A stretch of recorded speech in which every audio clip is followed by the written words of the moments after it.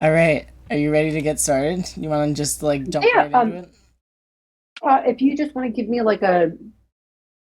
um, like a little guide of like what you want to, if there's something specific to focus on, um, if there's something specifically you want me to kind of, um, maybe elaborate a little more on. Like, I'm just trying to figure out like what's the best way to like get you to your goal. Yeah. I want to meet you where you're at, so I definitely want to hear your story. Um, Welcome to the Lightline podcast. Today's topic is ketamine infusions for depression. I've done it. I was considered a non-responder. Well, I consider myself a non-responder for infusions. I'm debating if I want to go back and try it again, so I'm interested in hearing about other people's experiences with ketamine infusions. Just your story, how it's affected you, stuff like that. Anything important that Okay. you feel like sharing? Okay. Well, you let me know when we're ready. Yeah, I'm ready. Okay. So I am Bonnie. I am 42 years young, soon to be 43. I am born and raised in the city of Philadelphia, Pennsylvania, home of the Super Bowl champ Philadelphia Eagles. Go Birds. Um, I am the youngest of three. I have an older sister who is 2 years older than me, and I have an older brother who is 10 years older than me. Um, Typical family. Mom was a medical assistant, dad drove tractor trailers locally for the union, and just normal, you know, mom raising three kids. And it accelerates pretty quickly from here. My first memory that I have is my fourth birthday party. It was at a place called Burger Kingdom. Every fast food place now has a playland and all that kind of stuff. That stuff was not popular back in, the late 80s. If the young kids even know, the 1900s. Mhm. Um, so there was a place called Burger Kingdom and it had, indoor playland and all that kind of stuff. And the only memory that I have from that party is going down one of those spiral slides. And I remember being very scared, and my sister kind of gave me a little shove. And at the very bottom, my dad caught me and he was smiling, all excited. Parents hype up their kids. That is the first memory I have. It's pretty vague, but that's the first memory that I can recall in my life. The second memory that I can recall in my life was 3 weeks later, July 21st, 1986. Um, Early in the morning, it's a hot July morning. It's already, 85 degrees at 8 o'clock in the morning, one of those kind of days. And my dad had to go to his parents' house, about a mile away and take my grandfather to the doctors. And my dad was 32. I was just turning four. Um, and so it was just him and I that went. And I, played in the backyard with my nan and my pop while my dad did a little bit of yard work, some tilling and grass cutting and weed whacking. Tiny little, it's Philly. It's not a big yard. Mhm. um, and we're ready to leave for the doctors, and they don't even make it anymore. But my dad drove a Volkswagen Rabbit, which is basically like a tin can with two doors. My dad got the driver's seat. My grandfather got in the front seat.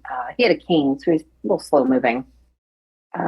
And he, it was only two doors, so he pulled the seat forward, waiting for me to crawl in the back seat.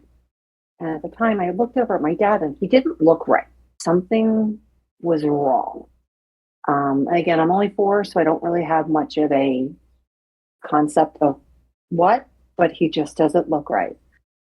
And my grandfather sees that I'm delaying getting in the car, so he kind of looks over. And this is his son. This is his baby boy, and my dad is gasping for air. I don't know why. I am scared to death. My grandfather turns to me and says, Bonnie, go inside, tell Nanny call 911. And he turned back and was focused on my dad. I was terrified to move and I didn't want to leave him. I guess my grandfather had thought that I had already gone. So I don't know how much time passed. But my grandfather looked over and realized that I had never moved. So he got out of the car, and I've never seen a man with a cane move so fast in my life. And my dad and I are alone on the sidewalk, and I'm standing at the passenger side, doors wide open, and he's kicking and he's hitting the steering wheel, and he's just, it's like someone's choking him. He's just gasping and he's sweating horribly. And I was really nervous. I just kept asking him, Daddy, Daddy, you okay? And he finally settled down and just kind of relaxed. And he laid his head back against the seat and was taking nice, big, slow breaths, which were not good, according to, well, I thought they were good, but in my adult brain, that's a horrible sign. So he was just kind of taking some slow breaths. And I said, Daddy, are you okay? And he kind of rolled his head to the right because he looked tired. And he looked at me and he said, Don't leave Daddy. And his eyes rolled back and he was gone. Yeah. Yeah. Wow. I'm sorry. No, no, thank you for sharing. That's super intense to deal with. That's hard stuff. Ah, it gets better. So I don't know how much time passes, but the ambulance shows up and I remember them, doing CPR and, using the old school paddles and, shocking him. And I didn't know what was happening, but I knew he was gone. I recall standing on the front porch with my grandparents for a brief time as they watched their son get what we call coded in the medical field. And I just remember going to, there was a neighbor that had a burgundy Cadillac, and my nan and I drove a couple blocks back to my parents' house, and I ran up the steps fast as I could, and I was just screaming, "Daddy's dead! He's dead! He's dead!" And when we opened the door, my mom was vacuuming. She had the couch pulled out, vacuuming behind it, and my nan went over to my mom and she said, "Ken, he's had a spell. He's had a spell. He's had a spell. We have to go to the emergency room." I don't remember anything else after that for approximately 10 years. And I laugh, but I have a very large mental block. Unfortunately, I did the opposite of what most people do when they experience a trauma, and they usually black out the event. I did the opposite. I can tell you the weather in detail, but I can't tell you anything in my life after that. Oh, Um, geez. I can tell you that my mom said I was very excited at the luncheon after the funeral. I was not allowed to go to the funeral or the viewing merely because any time that my dad laid down to take a nap, I crawled up on his belly and put my head on his chest and went to sleep with him. And my mother was terrified that I was going to climb into the casket. And it's like a tale as old as time in my house. The line for my dad's funeral stretched about a mile and a half, with people standing in line. And so that's how my life started. Wow, that's Well, intense. yeah. Oh, buckle up, honey. Yeah. Um, so as life goes on, I have very, very little snippets of memory. Most of this is what has been told to me. I do, the older that I get, and especially now that we're actually talking about ketamine treatment, these ketamine treatments have started slowly leaking little memories from being a kid, good and bad, but just normal kid memories that kids should have. So that's kind of the blessing that this has been. But, Mhm. anyways, so, I was a short, chubby glasses, freckles, whole nine yards. Kids are, I don't know how your cursing policy is for the podcast, um, but kids are assholes, and they're not nice. I can remember I went to a Catholic school, and we had something. It's changed now. They have like, like a special person day at school or something like that. We had the father daughter dance. And I came home crying one day because uh, two of the girls in my school said that I wasn't allowed to go. I said, well, why not? And they said, well, you don't have a dad. Your dad's dead, so you can't go. Damn. I said, okay. So the time frame in the way back in the 1900s is MC Hammer was real big. Hammer pants was real big. Can't touch this, real big. And my uncle, my mother's brother, my Uncle Dave, took my sister, because like I said, she's 2 years older than me. And my older brother took me. And, I'm 8, 9 years old. So my brother's 18, 19 years old, and girls are starting to get crushes and all that stuff. And my brother was the hot commodity at, at that dance because he was dancing like MC Hammer as the white man that he is. But man, he had some soul that day. All of a sudden, everybody liked me that day. But I remember little snippets and things like that. My brother did have an extremely big part in raising me. He was like my other dad. And it was wonderful because he was so tender and sweet with me. I mean, he did typical older brother stuff, walk past you, fart, or sneak, not cover his mouth and just sprinkle all his gross spit over you, torture you, tickle you till you pee your pants, chase you up the stairs and scare you. But he is the best.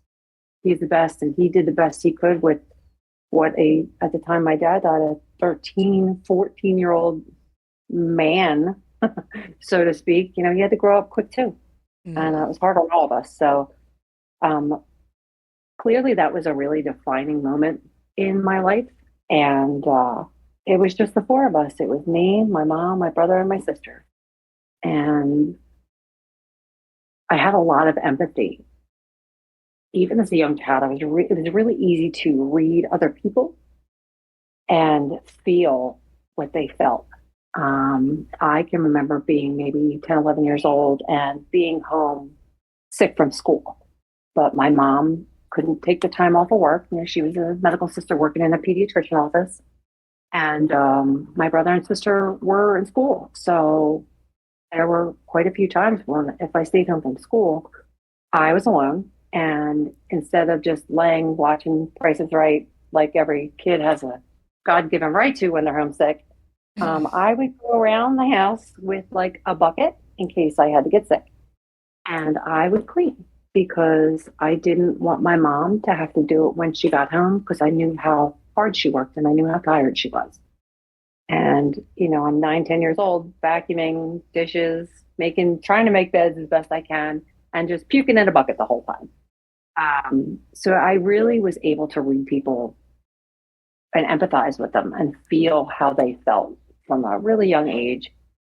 So now we'll fast forward a bit. My mom is, a single, she's a widow. A widower, right? Widower, is it that one? The husband gone? I think it's a widower. I don't know. Either way, she started dating, unbeknownst to any of us. But she did meet a guy. His name was Jerry. And I was not Team Jerry.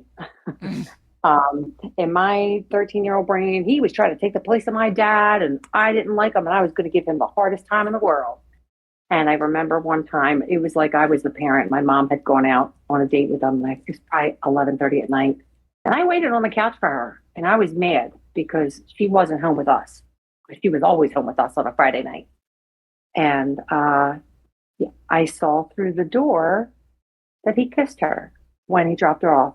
And I cried for 2 days because I thought that meant she didn't love my dad anymore. Damn.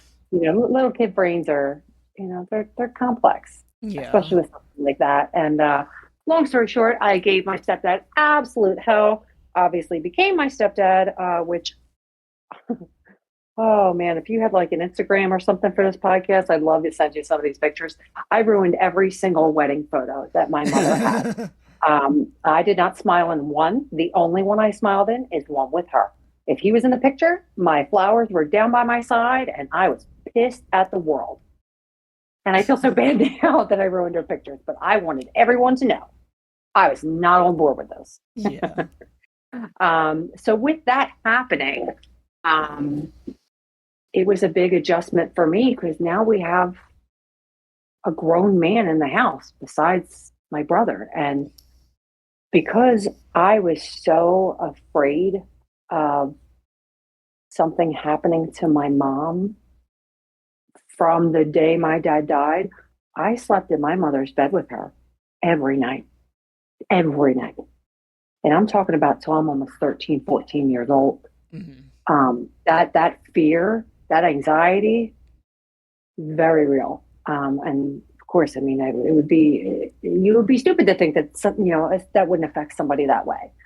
Yeah. And And when you're that empathetic, it's both a blessing and a curse. absolutely. And so that meant we needed a bigger house. So I think at the time I was in like seventh or eighth grade. And my mom and stepdad bought a new house. They bought a house in New Jersey, uh, not Jersey Shore. There's no cabs in here, nothing like that. We moved to Gloucester County, a little town called Washington Township. Um, we were really excited um, because it was a big house. I grew up in a Philly row home. The bougie people now call them townhouses. But look, if you're a city kid, it's a row home. And this was the first time I had ever lived in a house that had no house touching it and had a huge yard all the way around. And, I was really excited and it was a fresh start. And, I had a couple friends that I still kept in contact with, but this was my fresh start, to reinvent me. But it's really hard to reinvent yourself when you're a chubby, short, freckled glasses, nerd at eighth grade level. And if you don't know, I'm sure every woman listening to this podcast will agree. Women are bitches, especially teenage girls, and they are relentless. They are brutal. They are merciless. And this is kind of where my personality changed a lot because I was always very sweet, very empathetic, wanting to do everything for everybody, really people pleasing just because I needed that validation of like, oh, thank you so much. There was just such a huge hole in my heart that I wanted anything to fill it. And so when I moved to New Jersey, the picking on and the making fun of and not feeling a part of was really, really difficult. I did meet a few nice girls. One girl that I kept in contact with, she sat next to me in my class, and she had the same, close to my last name, and she seemed really nice. And I was kind of confused on how to talk to her because she was completely deaf. And long story short, it was a great friendship, and I'm almost fluent in sign language from my time of being friends with her for a few years. Oh, awesome. And then my popularity changed because I got so good at sign language that if her interpreter would call out sick or have some sort of emergency, the principal's office would call my mom and say, "Hey, listen, Chrissy's interpreter is out. Bonnie's in all of the classes, with Chrissy. Do you think that she could kind of step out of the student role and help kind of interpret for her?" My mom was like, "Go right ahead." So then all of a sudden my classmates were like, "Oh, look at Bonnie." I was popular because I do sign language. I didn't know that was a cool thing, but so here it was. So that was kind of my first bit of like, I can change who I am and how people view me.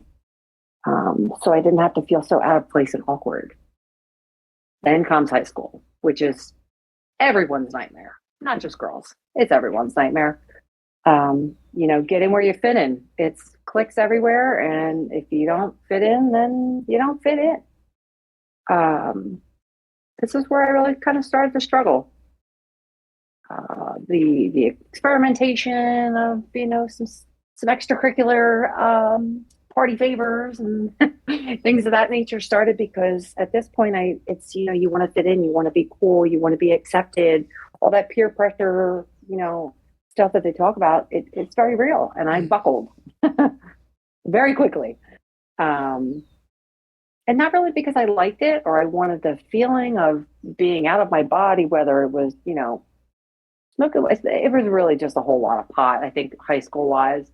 A couple other little crazy nights that led to some wild stuff, but I didn't even like it. I didn't even like it, but it was like my friends were doing it. So, and they liked me when I did it.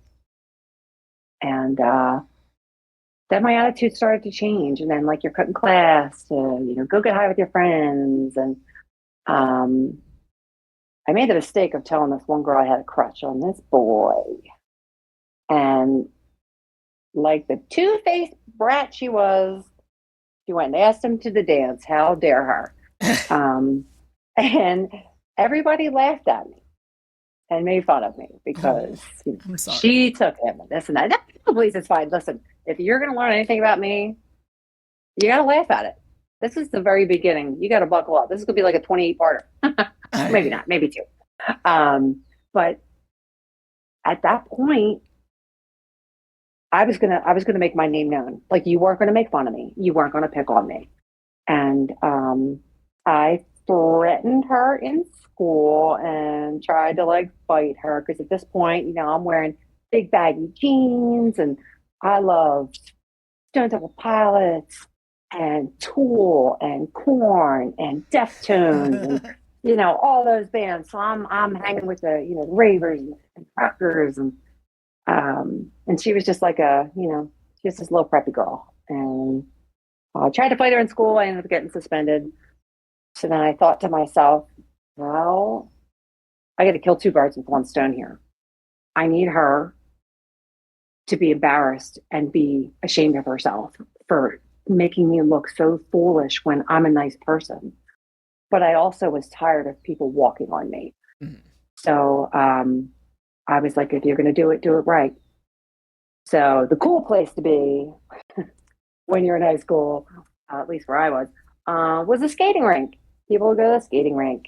And I knew she was going to the skating rink that night. And I came fully prepared. And I was the best actress I could possibly be. And I walked over to her and she said, "Don't hit me." And I said, "I don't want to hit you. I just want to talk to you." And I, in my sweetest way ever, talked her into the bathroom. And there were other girls in the bathroom. I said, "Why don't we wait till they leave and go into the stall so nobody hears us?" And she fell for it just like I wanted her to. And she got in that stall. And I basically, I didn't physically harm her, so to speak. But I pulled out a pair of scissors and I cut half of the hair off the front of her head. She had hair to probably her shoulders. And I cut it just the one side, probably about a half inch off of her head. And I said, "You made me look like an asshole. Now who looks like an asshole?" And I left and I went home. And very shortly, the police showed up at my house. And that is how, at 14 years old, I got charged with aggravated assault with a weapon and terroristic threats. Jeez. So that was high school. A little drugs started to get a little out of control, a little harder. I had gotten in more trouble, so I ended up having to get sent to like a rehab kind of program. And my mom was really, really upset because clearly this is the total opposite of the kid that he knew, who was so sweet and innocent. And I remember her saying to me, like, "You're going to stop doing these damn drugs, blah, blah, blah." And I said, "You know what, Mom? I fucking like it. And I'm not going to stop." And she smacked me right across my face. First time I think I ever remember my mom hitting me. And I deserved it. I deserved every bit of it. So I went to a treatment facility for about 30 days. I mean, but I knew that I wasn't like a drug addict, but I knew that I was heading in a bad direction. And I knew why it was happening. I knew I was trying to cover up feelings. I knew I was trying to be somebody that I wasn't. And so I did learn a lot, and I really learned a lot about um, like 12-step programs, and not necessarily completing all of it, but just the ideas that they had. And I could see why the structure worked, because it does break down very simply why we do what we do. So I learned very early on that I was using this as a coping mechanism, and I was trampling all over people to make myself feel better. And that had to stop. And it did. However, my last day in the facility, my mom and my stepdad came, and I was like ready with my stuff, and they were like, "Well, we can't take you home yet." And I was like, "What? Why?" And she said, "Well, Uncle Dave is in the hospital." And I said, "Oh, what happened?" And she said, he had, they weren't sure what had happened at the time. And I said, "Well, is he okay?" And they said, "No." And I said, "Well, when can I go see him?" And they said, "Well, we're going to make funeral arrangements." And this is the same uncle that my sister had taken to that father-daughter dance. Oh wow. It's my mom's, yeah. So we're at 14, and we're already losing big people in our family, because these uncles stepped in as soon as my dad passed. They immediately stepped in, and I had four different dads, different neighbors, and my mom's brother, and so now I lost another one, and it was devastating. It was devastating, and I just remember thinking, like, man, is this always going to be like this? Uh, Spoiler alert. Yes, it is. It is always like that. If it's not one thing, it is always another. So then what do you do? So I'm sorry. It's always something. So at this point, my brother, obviously because of the way that he had kind of helped raise me, like he was always kind of like my idol. I wanted to do things that he did, and he really just he challenged himself with things and took on these, career things, and he had become a police officer. And I was like, I was coming out of the rehab facility. I was going back to school. I think it was like my senior year, because I missed a little bit of my junior year because of it. Senior year, I take my waist long hair, cut it super short, which was kind of trendy then. Think like Rachel in Friends when her hair is really short. Don't laugh at me. Um, so when I came back to school, I was ready to reinvent myself. I was like, I'm tired of being angry. I'm tired of being hostile. I want to be who I was before, but a better version. And I think that, I mean, senior year, there's not many people that can't tell you that I wasn't cool with them. I treated everybody like I wanted to be treated. It didn't matter who you were. I always made time to say hello or anything like that. I graduated high school. My mom was so proud of me.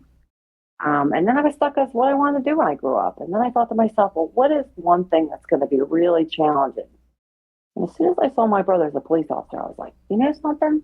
That's one thing nobody's going to ever expect of me. And I was on a mission at that point.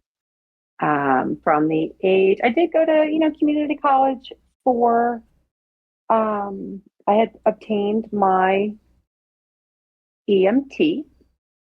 I had decided while I was in high school, I did a co-op program where you go to school part of the day, and then the second half of the day, you go to like a little part-time job.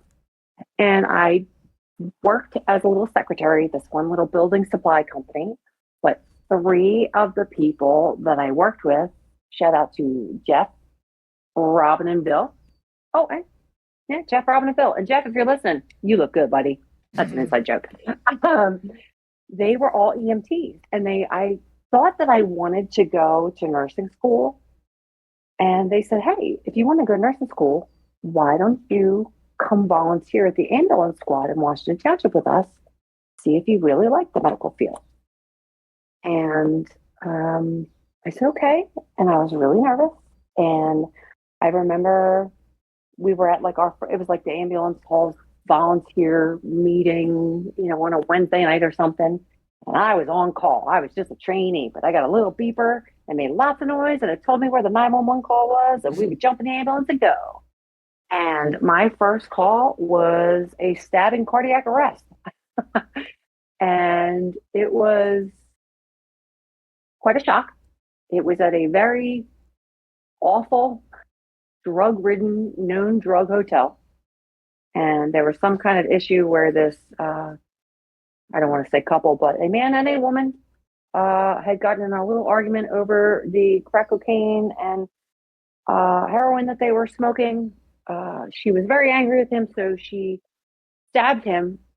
Uh, and then, as they were having some makeup sex, uh, Jeez. his heart stopped. Damn. His heart stopped. What a way to go. So, oh yeah, listen, and I remember walking into that. Well, I mean, they were just like, "Here, carry the bags," and everybody's running around crazy, and my heart is probably going a mile a minute. I don't know what the hell I'm supposed to do, but I just know that rush of riding in that ambulance, blowing through them red lights, lights screaming, sirens blaring. I was hooked. It was better than any drug I could ever have done. I was hooked. And unfortunately, that guy didn't make it. But I do very clearly recall seeing like a very dead man naked with one leg on the floor having CPR performed. Damn. So that was my first introduction into the 911 service. Like I said, I was hooked. I went on to go to EMT school. I was almost 19 years old, and I had graduated from EMT school in May. It was like an accelerated program. So it was only like 3 months long, but you went like 3 days a week for like 8 hours a day. You know, it was very in depth. I had really good instructors. I was really excited. During my whole time going to school, I did, volunteer, took call one night a week so I could learn and practice taking blood pressures and all that fun stuff. I thought I was cool. And I finally got my EMT certification, and I was really proud of myself. I was really excited, and I really loved the ability to help people on the worst day of their lives, because no one calls 911 to invite you to a barbecue. Yeah. It is always the worst day. Yeah, like it is always the worst day in someone's life, even though it may not be a big deal to me, to them, it is a big deal. Yeah, And for sure. I learned at a very, very, very young age how to function extremely well in absolute chaos. It's like embedded in me. And so I really enjoyed it, learned a lot, had about 7 months under my belt. And then in the year of 2001, on a beautiful September morning, 60 miles north of where I worked on this ambulance squad, two airplanes flew into the World Trade Center and decimated Manhattan and probably the hearts of everyone in the country. Mhm. I remember watching it on TV. And I remember I was sleeping, and my stepdad was like, "Bonnie, you got to get up. You got to get up. You got to come see this." And I'm like, "Oh, God, probably the dog did something stupid and it's a cute little pose or something." Because he would wake me up for stupid stuff like that. And I walked into the living room and I saw, the first tower, on fire. And he's like, "Yeah, this plane flew in." And I was, "Oh my gosh." And my stepdad went into the kitchen to refill his coffee, and I watched the second plane hit live, and I just screamed and couldn't move from the television, much like the rest of America. And a couple hours later, my phone rang, and it was my EMS chief, Joe. Shout out to Joe. And he said, "Are you busy?" And I said, "What do you need?" And he said, "We just need you to be at the ambulance squad, within the next hour or two, pack some things just in case. We don't know how long you'll be there." The Gloucester County was sending up, I believe, like 50 ambulances to render aid in whatever form.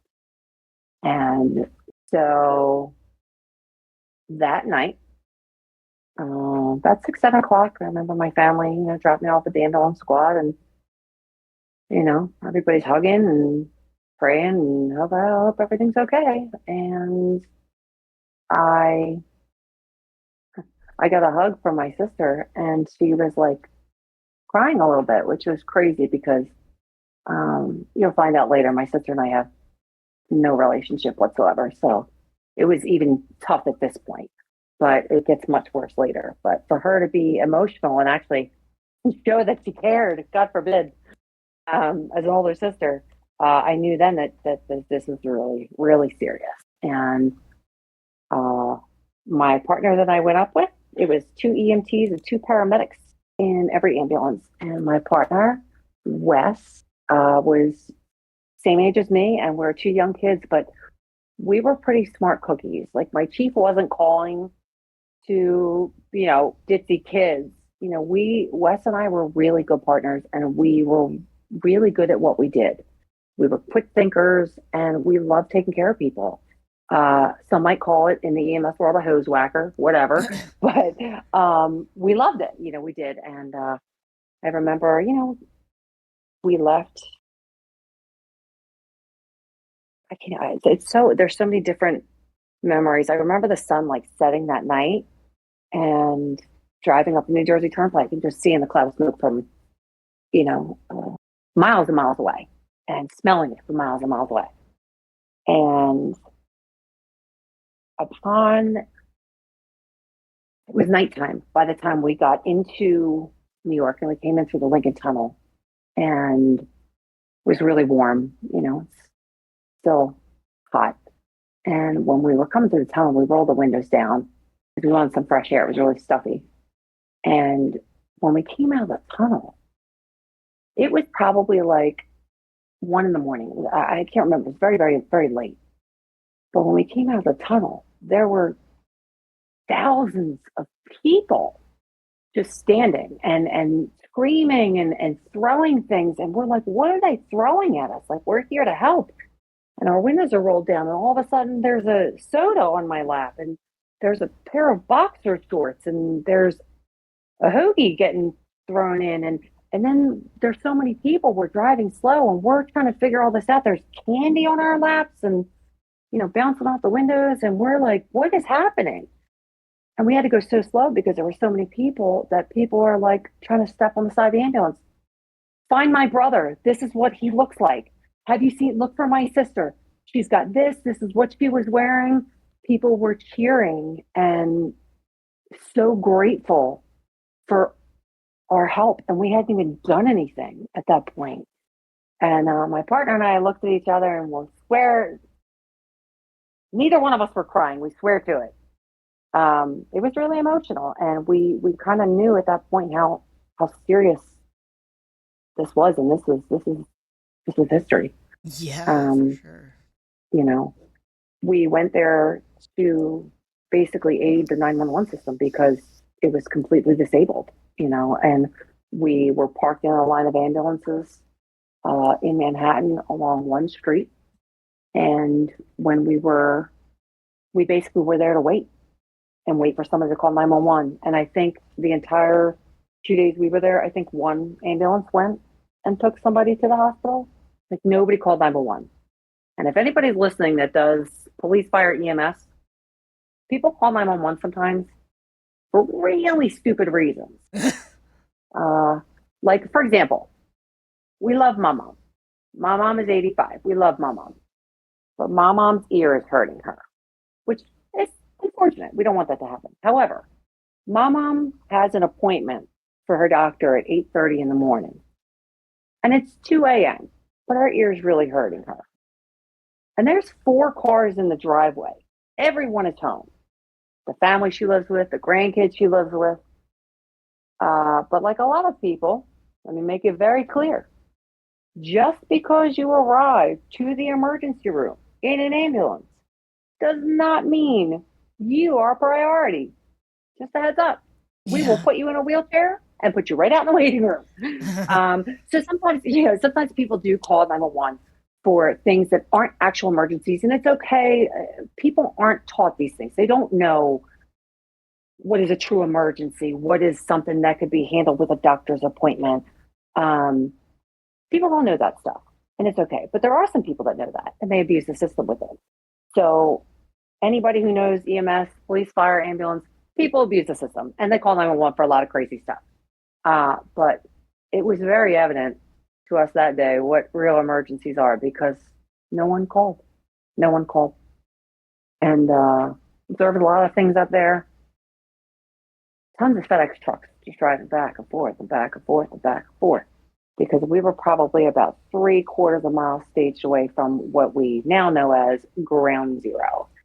And ground zero, when we were there, technically that night and the following morning, um, ground zero was just a pile um, that was probably about 4 or 5 stories high. That's what I recall. Um, it isn't the beautiful fountains and museum and all that stuff today. Um, and all you smelled was jet fuel, and the FedEx trucks going back and forth were carrying bodies and not the alive ones. And you could just, the sights and sounds and smells is really something that you won't ever forget. You'll never forget. Um,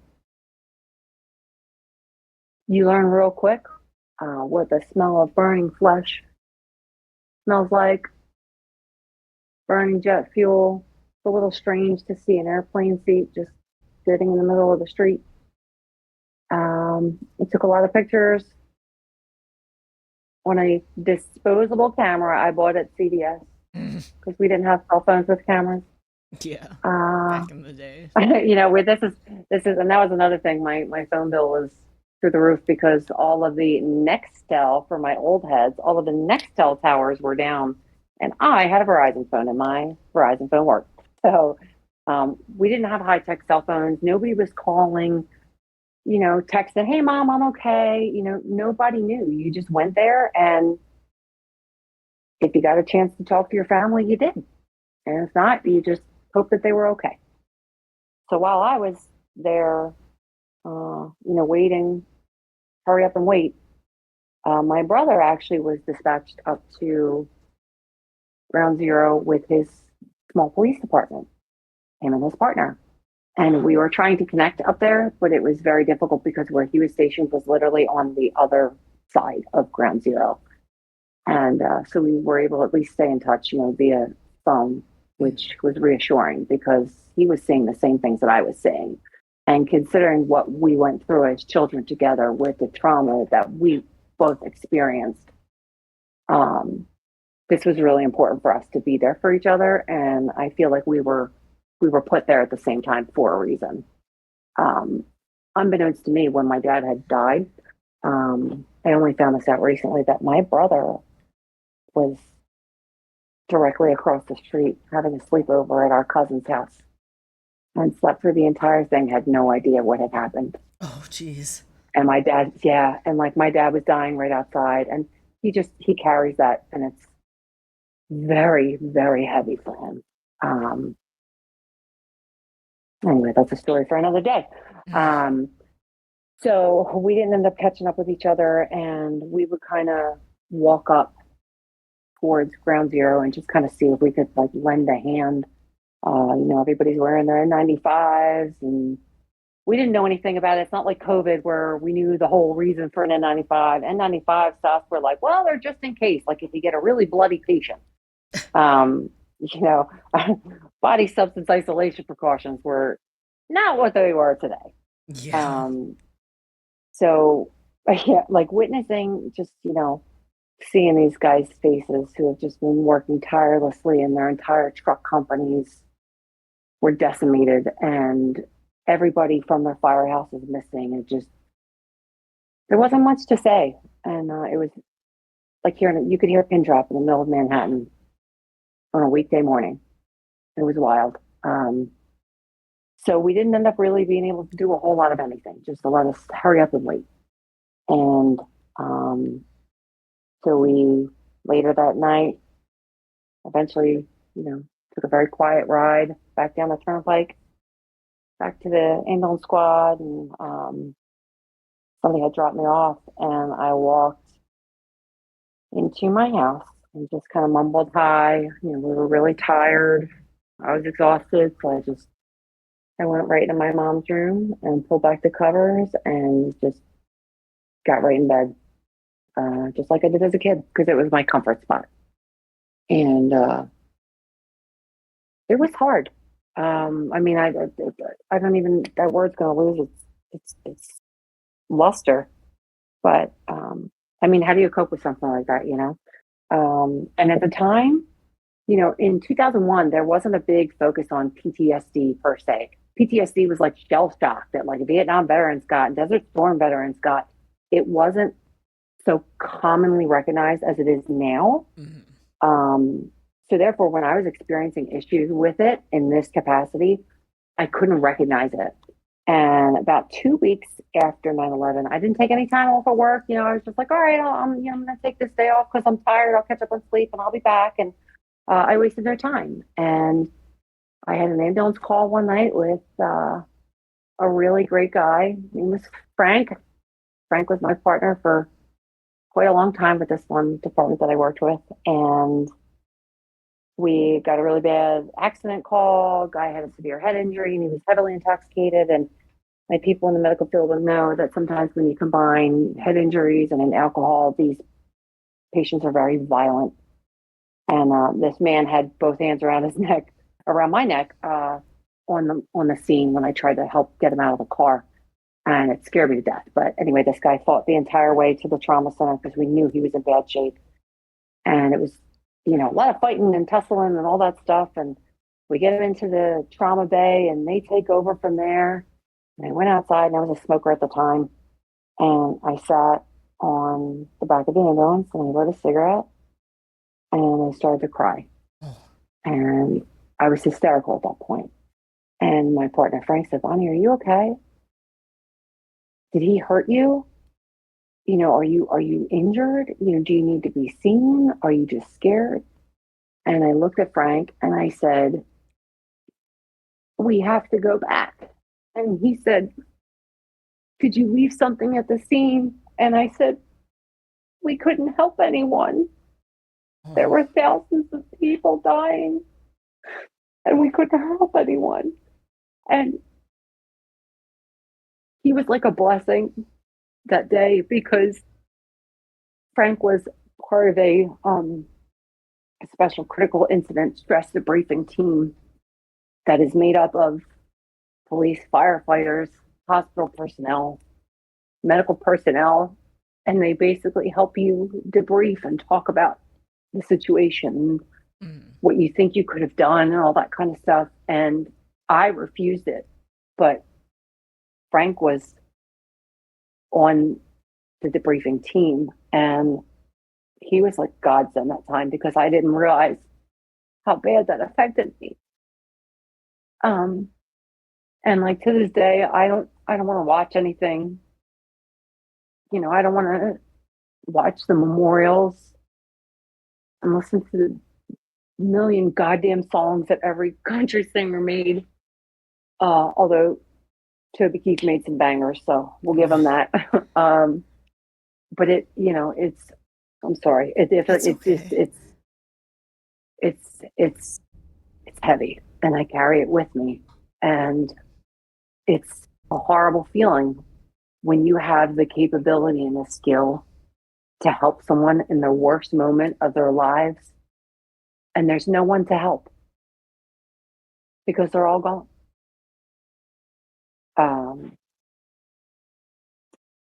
So I did what everybody else in EMS does. We go out drinking with our coworkers. We get shit-faced, and we just work crazy hours. We're workaholics.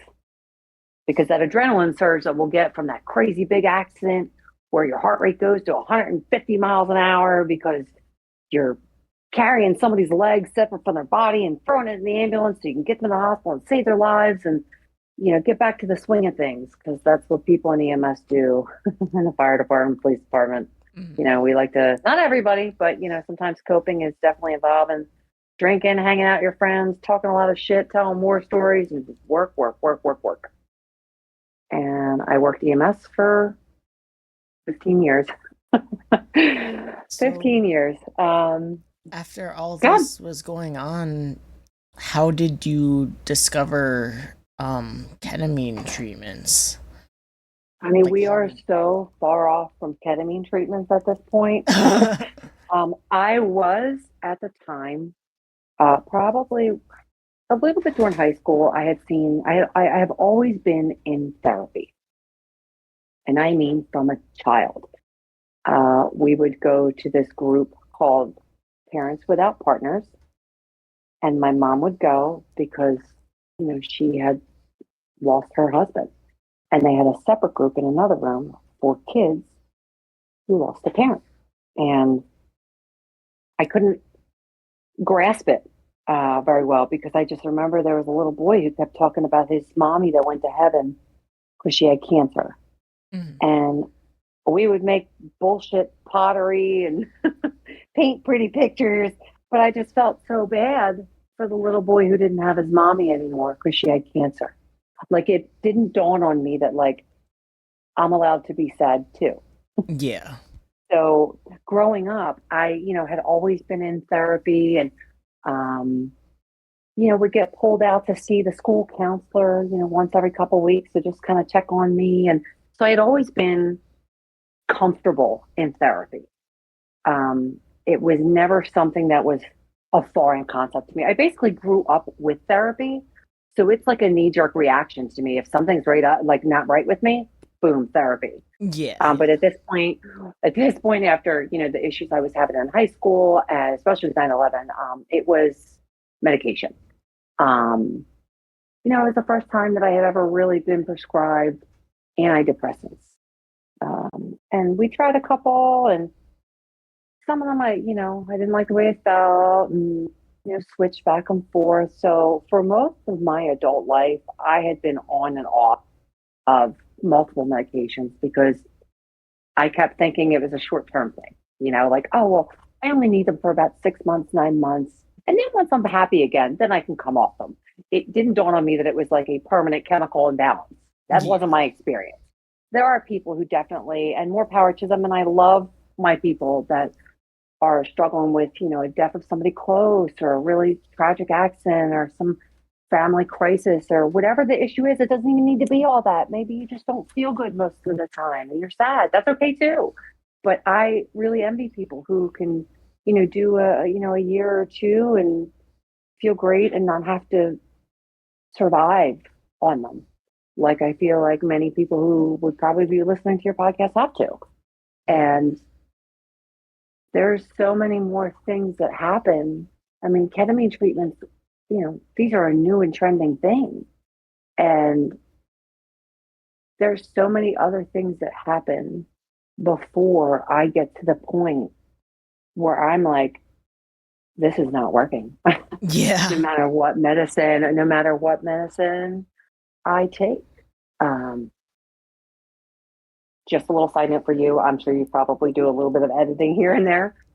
You let me know when too long is too long because my life story is many hours long, but I'm trying to give you the condensed version. So Okay. when you're at a point, when you're at a point where you're like, all right, we're going to cut it, just let me know. Is there like a time frame that you like to go by? All right.